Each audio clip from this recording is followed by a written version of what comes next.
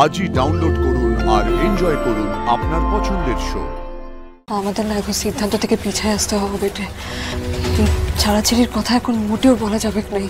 তোমরা যতই গুটি সাজাও, শেষ বাজিটা আশুতোষ বসুই জিতবে। একটু তাড়াতাড়ি চলুন না। কোন দিকে কোন দিকে? তাড়াতাড়ি অক্সিজেন দিতে হবে। সুরমা, সুরমা, এই দাঁড়াও, দাঁড়াও। তোমাদের জন্য সুরমার আজকে এই অবস্থা। কাউকে ভেতরে ঢুকতে দেবো না আমি। কিন্তু বাবা, আপনি এখানে একা কি করে? আমি একাই সব সামলাতে পারবো। তোমরা যাও এখান থেকে। হে বাবা ভুবনেশ্বর, এ কি অনর্থ হয়ে গেল। ঠাম্মির যদি কিছু হয়ে যায়, আমি যে নিজেকে কোনোদিন ক্ষমা করতে পারবো না। আপনি একটু ওনার সাথে থাকুন, আমি ডক্টর সেনকে ডেকে দিচ্ছি। নিয়ে এসে ইঞ্জেকশনটা নিজেই পুশ করবেন।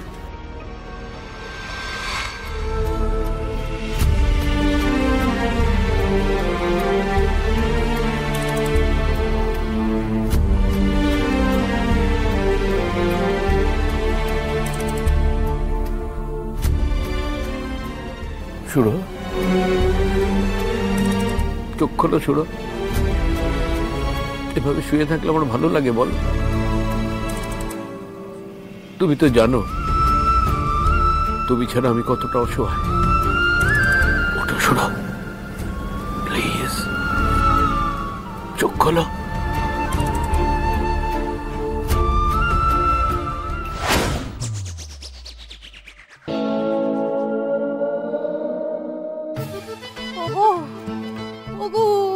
সত্যি সত্যি আমাকে ইঞ্জেকশন ফুটিয়ে দেবেন নাকি গো? মানেটা কি? তুমি অজ্ঞান হওনি? হ্যাঁ, তুমি অ্যাক্টিং করছো এখানে। আরে তুমি একটু শান্ত হও, এত চেঁচামেচি করো না। এসব কি হচ্ছে কি শুরু? হ্যাঁ, আমরা প্রত্যেকে কতটা ভয় পেয়ে গেছিলাম তুমি জানো? এসবের মানে কি?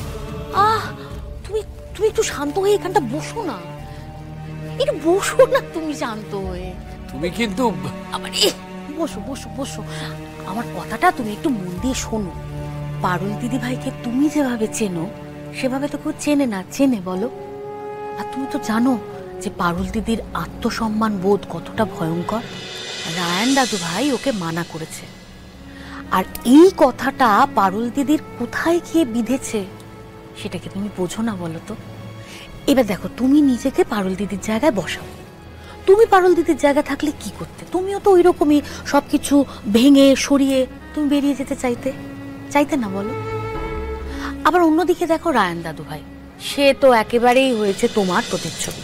এইবার দেখো ওদের দুজনের মধ্যে কি হয়েছে, কেন ওরা একে অপরকে ফিরিয়ে দিয়েছে, এটা তো আমরা কেউ জানি না। কিন্তু ওদের মধ্যে কিছু তো একটা হয়েছে, আর সেই জন্য ওরা দুজনেই মনে আঘাত পেয়েছে, আর সেই জন্যই হয়তো ওরা দুজনে আলাদা হয়ে যেতে চাইছে। আর বুকে ধমকে তুমি তো ওদের আটকাতে পারবে না। ওরা তো কেউ তোমার বড় খোকা বা ছোট খোকা নয় যে তুমি ওদের বুকে ধমকে চুপ করিয়ে দেবে। তুমি একটু বোঝো সেটা।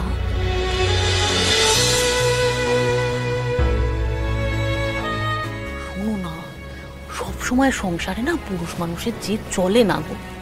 তুমি একটু আমার বুদ্ধিটা নাও না। আমার বুদ্ধি নিলে তোমার অপকার কিচ্ছু হবে না, তুমি দেখো। আরে বাবা, সংসারে আমরা মেয়েরাও তো আছি নাকি? আমরা তো সংসারটাকে ধরে রাখি। বুঝলাম, কথাটা তুমি খারাপ বলনি। কি ব্যাপার? আপনাদের দুজনের মধ্যে পেশেন্ট কে? ডাক্তারবাবু, আপনার কাছে আমার একটা অনুরোধ আছে। দয়া করে রাজি হয়ে যান না ডাক্তারবাবু।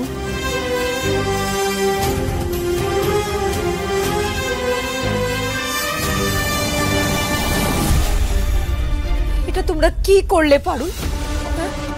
এত বড় কথাটা দুম করে কেউ এভাবে বলে? তুমি তো সব জানো, সব বোঝো। তোমার বাবা মায়ের কাছে, নেহরা গোয়ালের কাছে আমার বাবা মার ইমেজটা যে কি সেটা তুমি জানো না?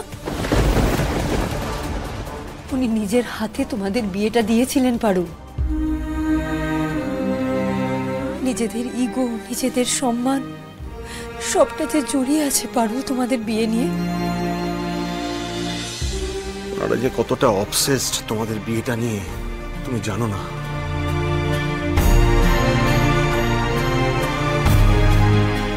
এক্স্যাক্টলি, ওনারা কখনো এই বিয়ে ভাঙা ছাড়াছাড়ি এসব কথাগুলো মেনে নিতে পারেন বলো?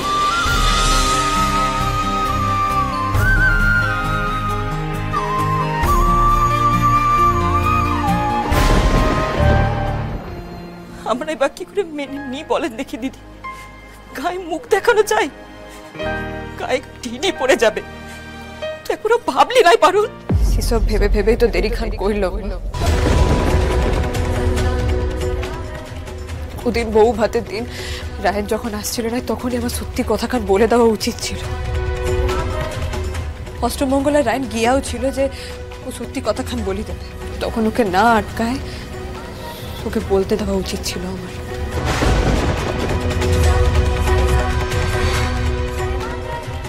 আর এই কথাখান তোমাদের বুকে এইভাবে অন্তত বিট তোলাই মা। আর তো সত্যি কথার ধাক্কায় যদি কাকিমার কিছু হয়ে যায়, তাহলে তুই নিজেরে ক্ষমা করতে পারবি? তুই নিজেরে শুধা একবার। এমন কথা বলো নাই বাবা। আজ যদি ঠাম্মির কিছু হয়ে যায়, আমি আর কোনোদিন মাথা তুলে দাঁড়াইতে পারবো না।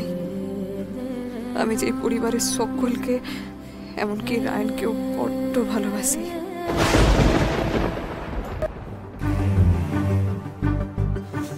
ডাক্তারবাবু, কি কি কন্ডিশন আমার মায়ের এখন?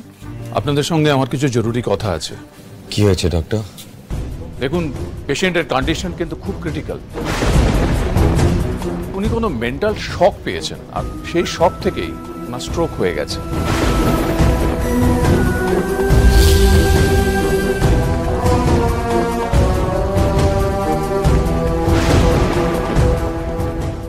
এখন বিন্দুমাত্র উত্তেজনা ওনার জন্য মারাত্মক। ওনার যে কন্ডিশন, তাতে যে কোনো মুহূর্তে ভালো মন্দ কিছু একটা হয়ে যেতে পারে, আর তখন কিন্তু কিচ্ছু করা যাবে না। তাই দেখবেন যাতে কোনো রকম মেন্টাল স্ট্রেস ওনার উপর এসে না পড়ে। উনি যেন কোনো কিছু নিয়ে বেশি না ভাবেন, আর যতটা সম্ভব ওনাকে হাসি খুশি রাখার চেষ্টা করবেন। নইলে কিন্তু যে কোনো মুহূর্তেই একটা পরিস্থিতি।